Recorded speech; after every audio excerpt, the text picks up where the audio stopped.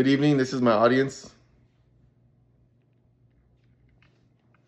I'm Anthony Adedemi, and this is my educational speech. Today we'll be talking about cybersecurity. Let me ask you guys a question.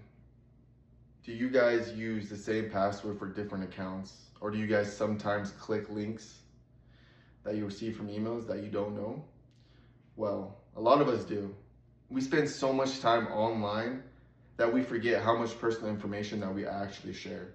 Whether you're checking your bank account, whether you're looking at medical records, checking school, anything. All that stuff is constantly at risk. In fact, cybersecurity is one of the world's biggest topics in the digital world.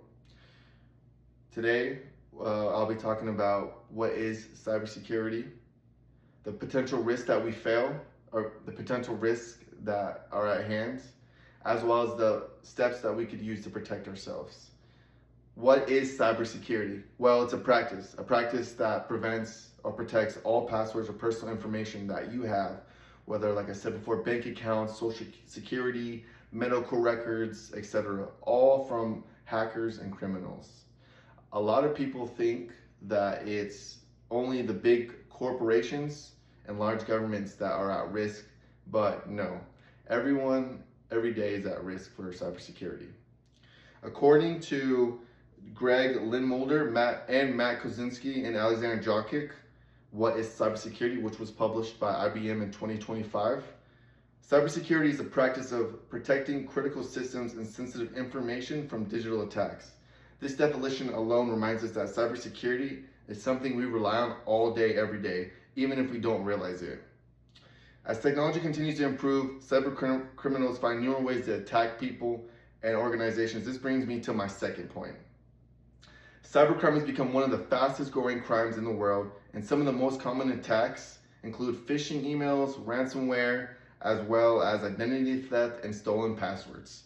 Phishing attacks occur with emails and links that will sometimes have you put in your personal information that will then take that, as well as your card information, as well as ransomware, which could block your computer and demand money before you can even access it. Many people assume these attacks only happen to large businesses, but that's simply not true. Students, families, and small businesses are targeted every day.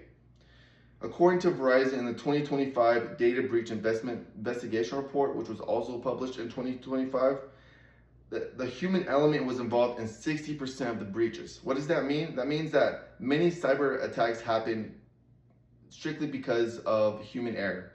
So whether someone was clicking on a link or passwords or failed an online scam or any other cases, the biggest security weakness isn't technology, it's humans.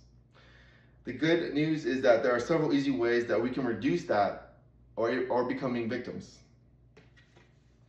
First, create a strong and unique password for every account. Make sure that every password is different for every account.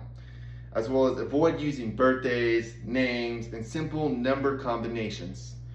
Second, enable a multi-factor authentication. As well as this adds an extra layer of protection by requiring a second verification step for you. So that way, it makes the criminals harder for them to get into those accounts.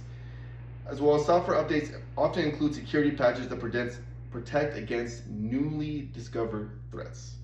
The National Institute of Standards and Technology, also known as NIST, emphasized the importance of cybersecurity awareness. In fact, they said a quote which was published in 2024, cybersecurity is everyone's responsibility.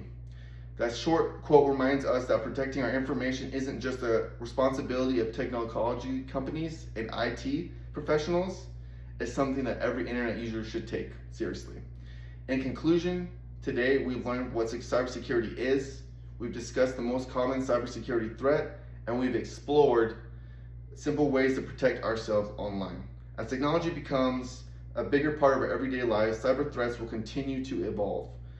However, by practicing good cybersecurity habits like creating strong passwords, recognizing scams, and keeping our devices updated, we could greatly reduce our time and what we are at risk. The next time you receive a suspicious email or create a password, I hope you remember that cybersecurity starts with the choices each of us make every day. Thank you.